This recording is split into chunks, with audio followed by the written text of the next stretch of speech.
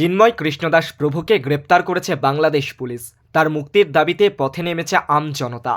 পথে নেমেছে বাংলাদেশের হিন্দুসহ সংখ্যালঘুরা। সন্ন্যাসী চিন্ময় কৃষ্ণদাসের মুক্তির দাবি উঠেছে এপার বাংলাতেও, দাবি উঠেছে নিউ ইয়র্কেও।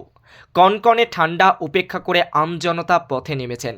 আর বিখ্যাত লেখিকা তসলিমা নাসরিন সোশ্যাল মিডিয়াতে নিউ ইয়র্কের সেই ছবি পোস্ট করেছেন।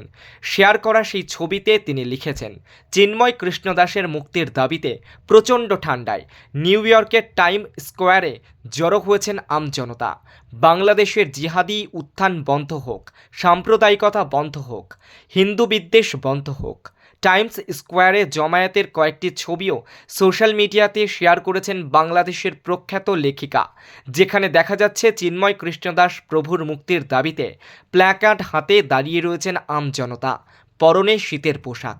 ঠান্ডাকে উপেক্ষা করে কার্যত চিন্ময় কৃষ্ণদাস প্রভুর মুক্তিতে সরব হয়েছে বিদেশি আমজনতাও। আর এর আগে গর্জে উঠেছিলেন বাংলাদেশের লেখিকা। সোশ্যাল মিডিয়াতে সেই সময় তিনি লিখেছিলেন যে মস্তিষ্ক ঘৃণা ঠিক করে, সেই মস্তিষ্ক অসুস্থ মস্তিষ্ক। দুঃখ এই যে বাংলাদেশ নামের দেশটি অসুস্থ, অশিক্ষিত, অপ্রকৃতস্থ লোকের দেশ হয়ে উঠেছে। রাষ্ট্রদ্রোহের অভিযোগে সন্ন্যাসী চিন্ময় কৃষ্ণদাসকে বাংলাদেশের পুলিশ গ্রেপ্তার করার পর থেকে উত্তপ্ত হয়ে উঠেছে পদ্মাপাড়ের দেশ।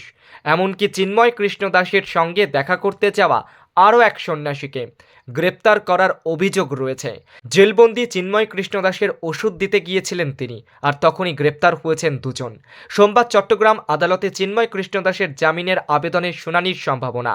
তার আগে সুদূর আমেরিকায় ঠান্ডা উপেক্ষা করে চিন্ময় কৃষ্ণদাসের মুক্তির দাবিতে আমজনতা পথে নেমেছেন। আর এদিকে বাংলাদেশে হিন্দুসহ সংখ্যালঘুদের নিরাপত্তা সুনিশ্চিত করতে ইউনূস সরকারকে বারবার কড়া বার্তা দিচ্ছে ভারত। তারপরেও বাংলাদেশের অন্তর্বর্তী সরকারের কোনো হেলদোল নেই।